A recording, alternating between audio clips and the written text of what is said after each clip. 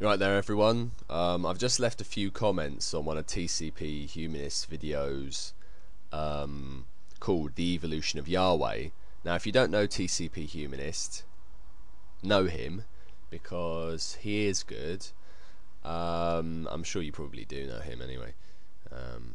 But anyway, yeah, and I'm not wearing a shirt, and I said this in the previous video, but I mean it. This isn't some sort of vain attempt to be saucy or get those 1 or 2 extra subscribers. I literally, I got up like about an hour and a half ago, and I've just been sort of sitting down mucking about on the internet, writing, because I write, and I'm the next Brett King, really.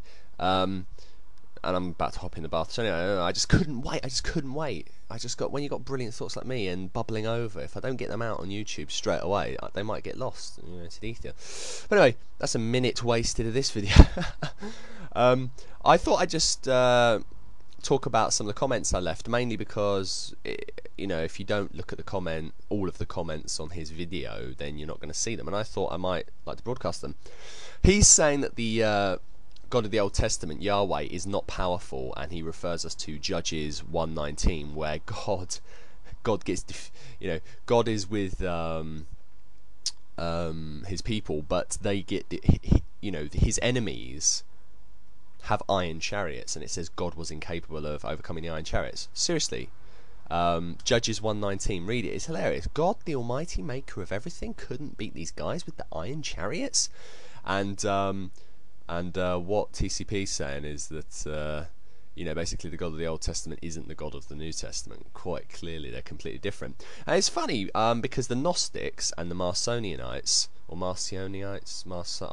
a bit dyslexic about that word. Anyway, they believed that the God of the Old Testament, Yahweh, was a lesser God, an inferior God, a demiurge, the term is, and he created the world, and the world was evil. In a way, he was kind of Satan, but a Satan who created the world. The world is evil, and he was a lesser God who made the world. And they sort of, and in the New Testament, the God of Jesus is what's known as the alien God, or the unknown God, because he is the true master God of everything, the God of the New Testament. But up until that point, when he sent his spirit,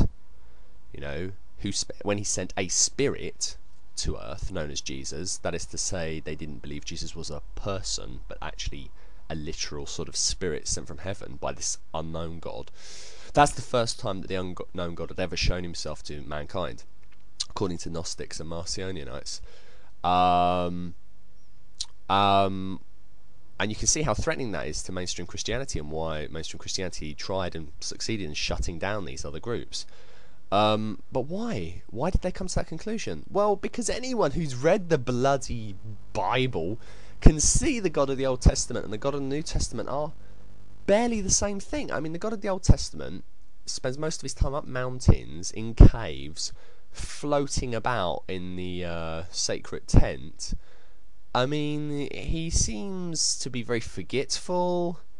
He seems to manifest himself in human form most of the time. He seems more like a sort of spirit or something, that sort of is revered by some primitive tribesman. And, and also, it seems to be a very strong recognition by God in the Old Testament that there are other gods, like Molech and others,